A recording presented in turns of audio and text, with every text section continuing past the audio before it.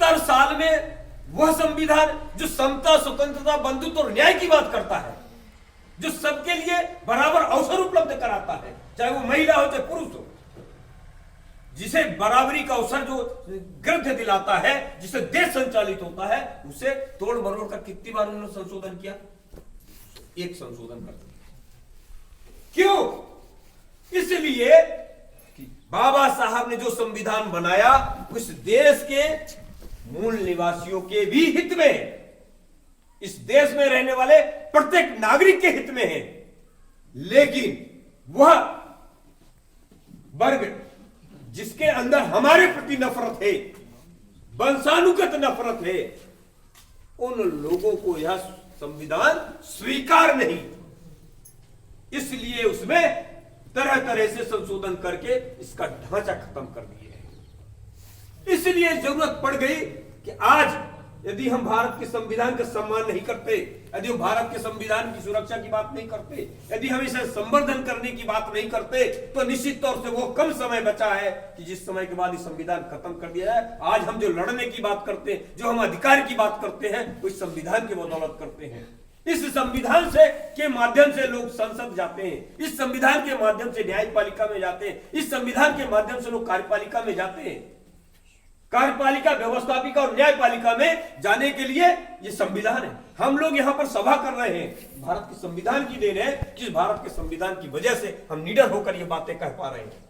लेकिन साथियों, सामाजिक ढांचा इतना भी खतरनाक है, सामाजिक ढांचा इतना खतरनाक है कि आज भी लोगों को पीछे मुड़कर देखना पड़ता है कि मैं जो बोल रहा हूं क्या वो सही है, क्या मेरे ऊपर कोई हमला तो नहीं होगा, मुझे देशद्रोही तो घोषित नहीं कर दिया जाएगा।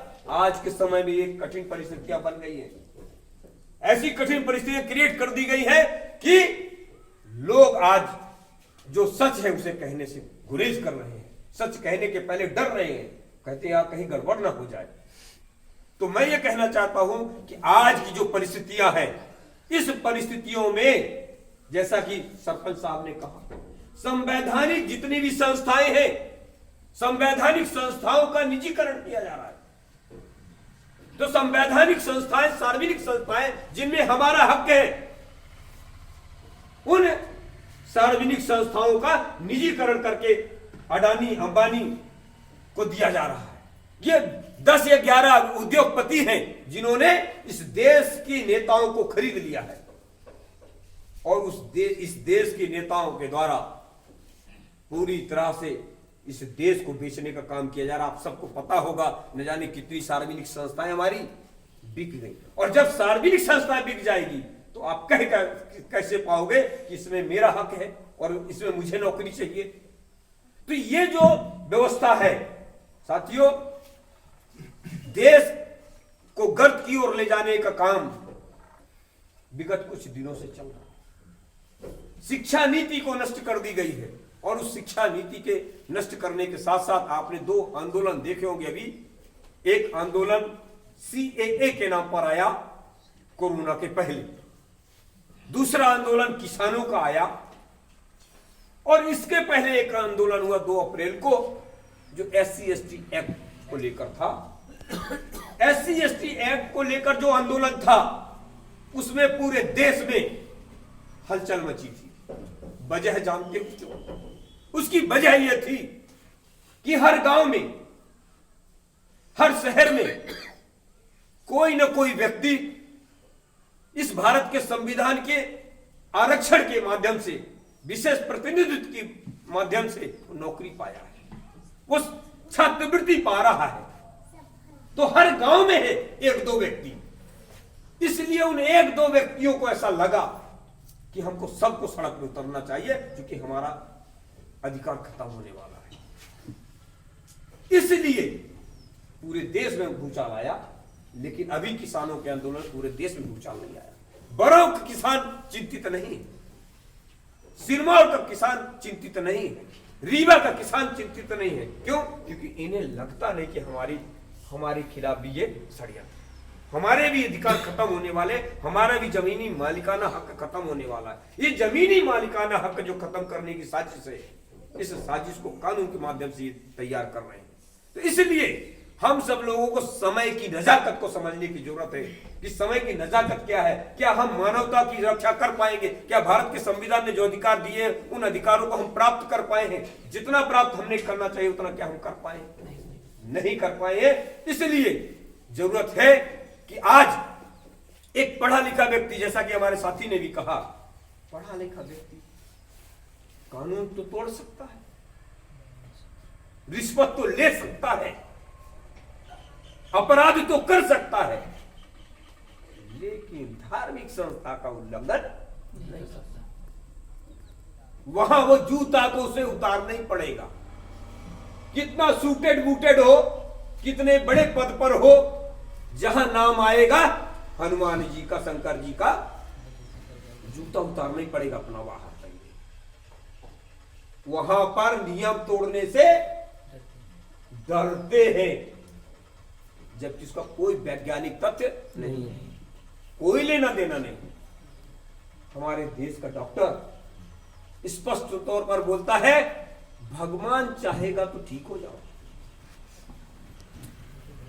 वो विज्ञान पर भरोसा नहीं करता, अपने मेडिसिन पर भरोसा नहीं करता, अपने सदे हुए हाथों पर भरोसा नहीं करता है, लेकिन उस पर भरोसा करता है जो है नहीं, जिसका कोई रोल नहीं है, उस पर विश्वास करता है। तो ऐसी परिस्थिति में सावित्रीबाई फूले, ज्योतिबाराव फूले, जो क्रांतिकारी कदम उस समय उठाया, 1 जनवरी 1848 में, लोगों को बहुत सारी जानकारियां नहीं है, इन्होंने कई विद्यालय खोले, एक विद्यालय नहीं खोले, कई विद्यालय खोले थे।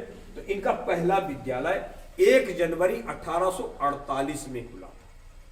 तो जो 1 जनवरी 1848 में विद्यालय खुला, जिससे हम सब लोग शिक्षित हुए, जिसका परिणाम हम सब लोग हैं, उस विद्यालय के बारे में कोई भी व्यक्ति शुभकामना संदेश, जो 1 वर्ष मंगलमय हो बोलते हैं ना, हैप्पी न्यू ईयर बोलते हैं, लेकिन उनको ये पता नहीं कि 1 जनवरी 1848 में राष्ट्रमाता सावित्रीबाई फूले एवं राष्ट्रपिता ज्योतिबाराव फूले ने विद्यालय बालिकाओं के लिए खोला था। वो नहीं मालूम। 1 जनवरी 1818 को हमारे देश के वीर सैनिकों ने शहादत देके 500 महा रेजिमेंट के सैनिकों ने 28,000 पेशवाओं के सैनिकों को धूल चटाई थी, और उस 28,000 सैनिकों में से 2,000 सैनिक भगोड़ा हो गए थे, उन्हें भग गए थे डर के मारे। और वो जुल्स आज भी आप देखेंगे, यदि कभी आप ललकारने की बात करो पूर्ण सहमति से, अपने पूर्ण योग से, आज भी भागते हैं, सामना नहीं करते। लेकिन आज हम लोग पूरी ताकत से कोई काम नहीं करते। त्याग और समर्पण की कमी आई है, और त्याग और समर्पण की कमी के कारण हम उधर भाग रहे हैं अंधविश्वास में। तो राष्ट्र माता ज्योतिबाराव फूले, राष्ट्रपिता ज्योतिबाराव फूले, राष्ट्रमाता सावित्रीबाई फूले ने उस तत्कालीन समय में, जब ये कहा जाता था कि यह पढ़ना और पढ़ाना केवल ब्राह्मणों का, क्षत्रियों को केवल पढ़ने का अधिकार है, वो भी सीमित मात्रा में, और वैश्यों को और कम पढ़ने का अधिकार है, शूद्रों को बिल्कुल पढ़ने। ज्ञान बल, धन बल और शस्त्र बल, जिन 3 से ताकत बनती है, उन तीनों से वंचित किया गया था। जिस समय में तीनों से वंचित किया गया था, उस समय उन्होंने वो काम किया शुरू।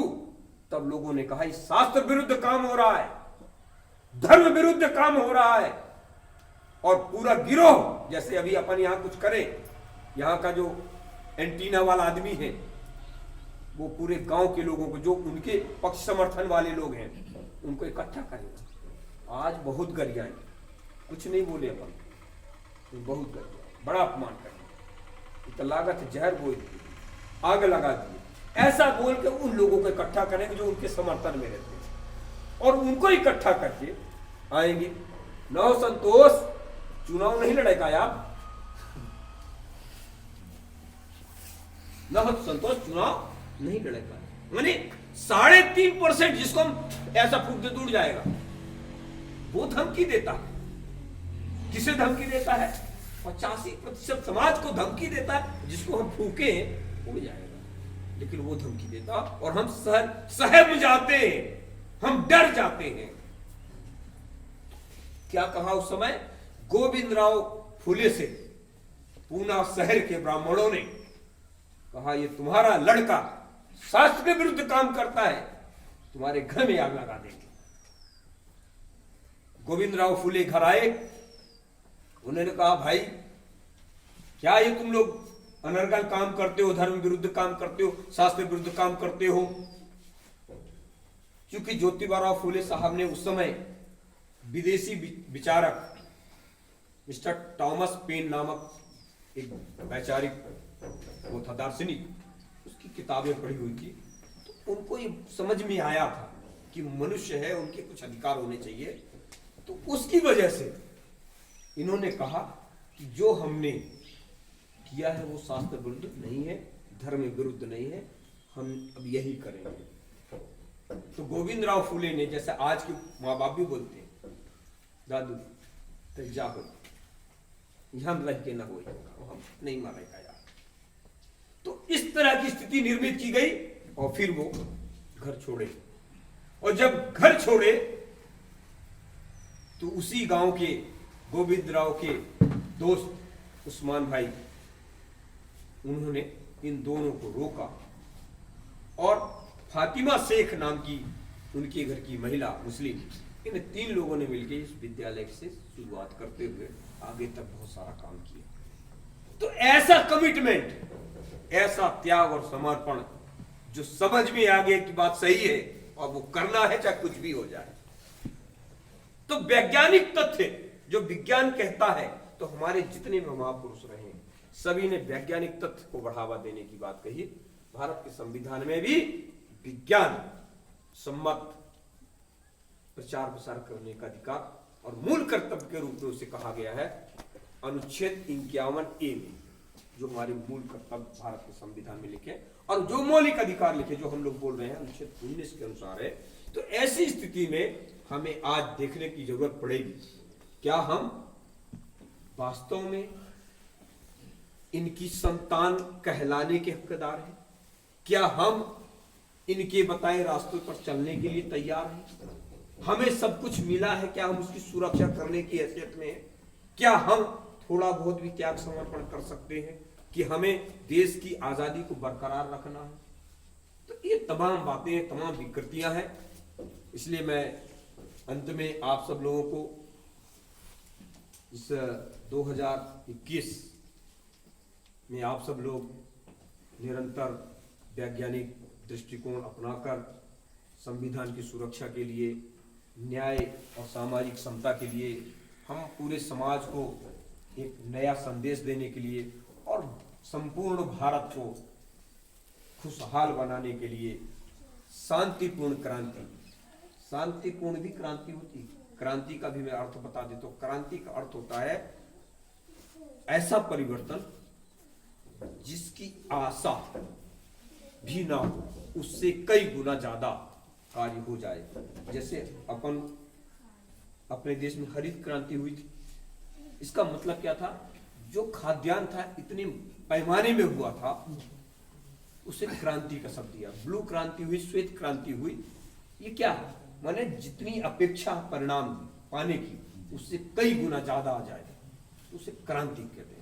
तो हम चाहेंगे कि यह 2021 हमारे पूरे समाज के लिए सामाजिक क्रांति के रूप में बनकर उभरे और हम सब, पूरा समाज जो आपस में हम बिखर गए हैं, कभी संगठन के नाम पर, कभी जाति के नाम पर, कभी किसी नाम से हम बिखरे हुए हैं, हम सब में ऐसी बुद्धि निर्मित होगी, ऐसे विचार बनेंगे कि हम सब विश्लेषण करके कि आप हम लोग एक ही खून के लोग हैं, हमारे सबके अधिकार एक जैसे हैं, हम लोगों की समस्याएं एक जैसी है और हमारे खिलाफ जितनी समस्याएं सब मानव निर्मित समस्याएं हैं, तो उन मानव निर्मित समस्याओं का समाधान हम सब लोग मिलकर कर सकते हैं। इसी दृढ़ संकल्प साथ आप सबने मुझे सुना, इसलिए बहुत बहुत धन्यवाद। जय हिंद, जय हिंद।